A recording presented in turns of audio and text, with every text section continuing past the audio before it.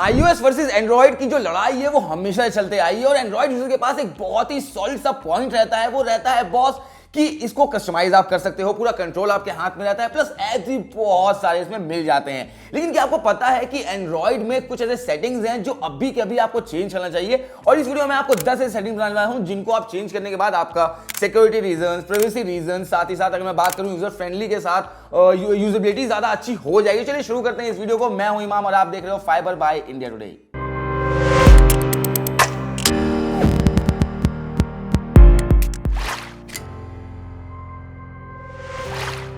अच्छा, सोचो अगर किसी को कॉल लगाना हो तो आप क्या करोगे? सबसे पहले कॉन्टैक्ट्स ओपन करोगे, उसका नाम टाइप करोगे, फिर उसको कॉल लगाओगे। लेकिन क्या आपको पता है कि एंड्रॉइड में डायरेक्टली आप जो आपका फोन का जो ऐप है उसको ओपन करके जो कीपैड है उसमें ही अगर जैसे मैं मनमीत को फोन करना तो मैं ये ऐसे ऐसे कर दूंगा और यहाँ पे मनमीत का नाम आ जाएगा और मैं डायरेक्टली उसको कॉल कर सकता हूँ। बाय द वे, ये जो सेटिंग है या फिर मैं बोलूँ ये जो फीचर है अभी तक iOS में अवेलेबल नहीं है।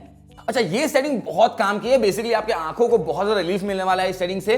नॉर्मली जब हम रात को कंटेंट कंज्यूम कर रहे होते हैं तो ब्लू लाइट जो इमिशंस आते हैं फोन से वो हमारे आंखों को बहुत ज्यादा डैमेज करते हैं, और इससे बचने के लिए आपको कुछ नहीं करना है, किसी थर्ड पार्टी ऐप की जरूरत नहीं है। एंड्रॉइड में फीचर बहुत ही पहले से अवेलेबल है जो कि हम यूज नहीं करते हैं। इसका मैं आपको बता दूं, सबसे पहले क्या करना है, आपको फोन कैसे स्क्रॉल डाउन करना है नीचे और यहाँ पे आपको एक्स्ट्रा डिम का फीचर मिल जाएगा, साथ साथ आई प्रोटेक्शन का भी यहाँ पे फीचर मिल जाता है। दोनों को सेलेक्ट करके ऑन कर देना है। उसके बाद भाई जितना कंटेंट दबा के देखना है बिंदास देखो, कोई दिक्कत नहीं होने वाला है आपको।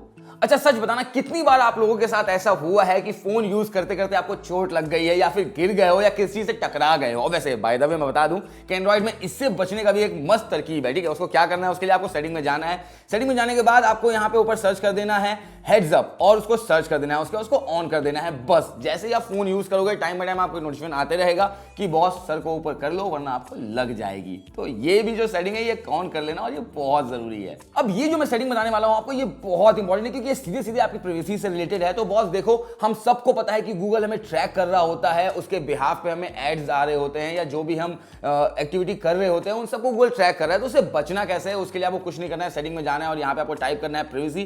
प्राइवेसी में आने के बाद आपको नीचे स्क्रॉल डाउन करना है और आना है एक्टिविटी कंट्रोल्स में, उसको सेलेक्ट कर लेना है और यहाँ पे आपको आपकी ईमेल आईडी जो है वो दिख जाएंगी। वहां पे आपको जिस भी आईडी को आप अपने गूगल क्रोम में या फिर यूज करते हो एज अ प्राइमरी इसको रखते हो उसको सेलेक्ट कर लेना है। उसके बाद यहां पे नीचे स्क्रॉल करना है और यहां पे आपको दिखेगा वेब एंड ऐप एक्टिविटी, उसको बस सिंपली टर्न ऑफ कर देना है बस। उसके बाद गूगल आपको ट्रैक नहीं कर पाएगा और इसको फटाफट कर लेना, ये बहुत इंपॉर्टेंट है। अच्छा, ये ना हम सबके साथ होता है कि अचानक से हमारे फोन की जो बैटरी है वो फटाफट ड्रेन होने लगती है और हमें लगता है बॉस कि हमारे फोन की जो बैटरी है उसका टाइम हो चुका है। लेकिन ऐसा बिल्कुल नहीं है, इसको भी आप कंट्रोल कर सकते हो। कैसे करना है ये मैं आपको दिखाता हूं।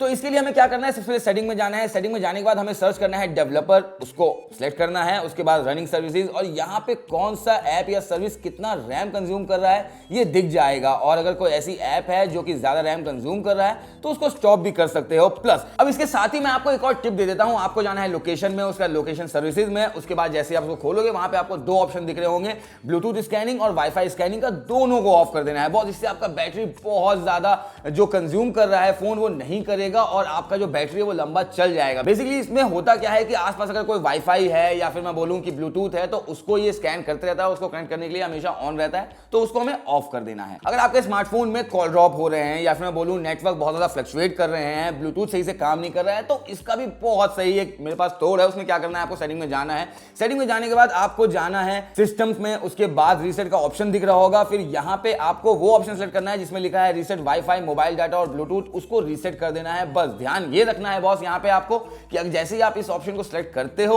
जितने भी ब्लूटूथ या फिर वाईफाई आपने कनेक्ट किया होगा अपने फोन से वो सब गायब हो जाएंगे। तो ये थोड़ा सा ध्यान रखना इस चीज का, ठीक है। अगर किसी के घर पे जाके आपने वाईफाई कनेक्ट कर लिया है, वो आपको पासवर्ड नहीं देना चाहता था और आपको पता है तो चला जाएगा। कितनी बार कॉल रिकॉर्डिंग के चक्कर में हमारा पोपट हुआ है या फिर मैं बोलूं कि बॉस थोड़ा बेइज्जती समय महसूस हुआ है क्योंकि वो आंटी चालू हो जाती है, your call is being recorded से करके बोलना शुरू हो जाता है। लेकिन इसका भी एक तोड़ है। उसके लिए क्या करना है, आपको जो आपका फोन ऐप है उसको ओपन करना है, उसके जो 3 डॉट्स है उसको सेलेक्ट कर लेना है, फिर सेटिंग में जाना है, उसके बाद कॉल रिकॉर्डिंग, फिर लास्ट में एक ऑप्शन दिख रहा होगा play audio tone instead of disclaimer उसको ऑन कर देना है।